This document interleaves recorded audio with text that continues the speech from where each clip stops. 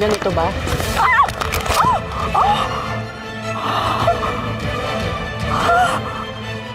Mo Kala mo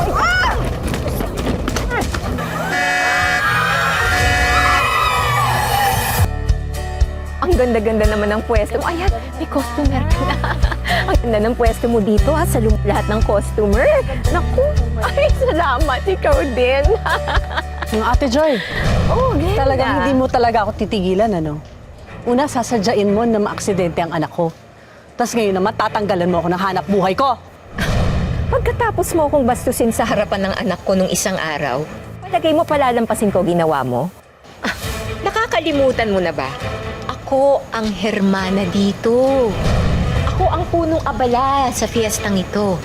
Kaya kung ako ikaw, mabuti pa maghanap ka na lang ng ibang fiesta kung saan mo ibebenta yung mga paninda mo. Kasama talaga ng ugali mo, ate. Ako masabi. At ikaw, walang pinipiling lugar ang pagiging ugaling squatter mo. Ugaling squatter ba, ate? Ganito ba? Ganito ba?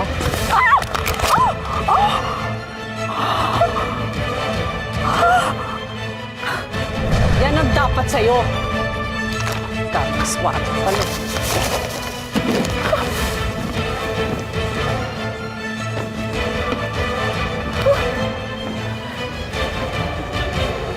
Brenda! Livy.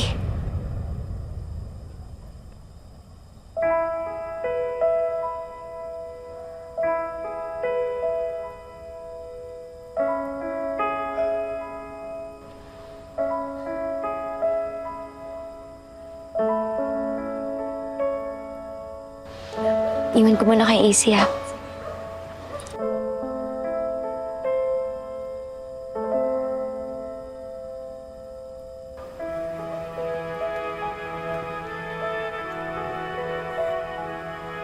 Sorry sa nangyari kahapon.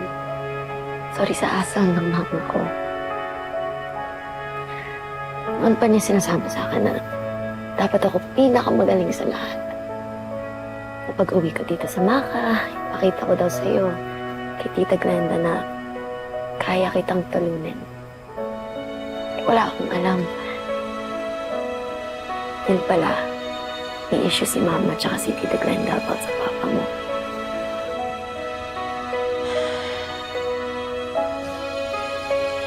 Bakit kailangan natin madamay sa mga away nila? Tsaka, tagal naman ang patay si Pape. Di ba talaga kayang patawarin ni Tita Joy si Mama?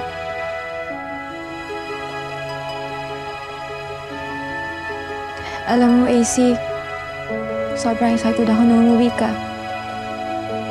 Kasi magkakabanding na tayo magpinsan. Kala mo Kala mo Pakinggan mo, ha? Sige.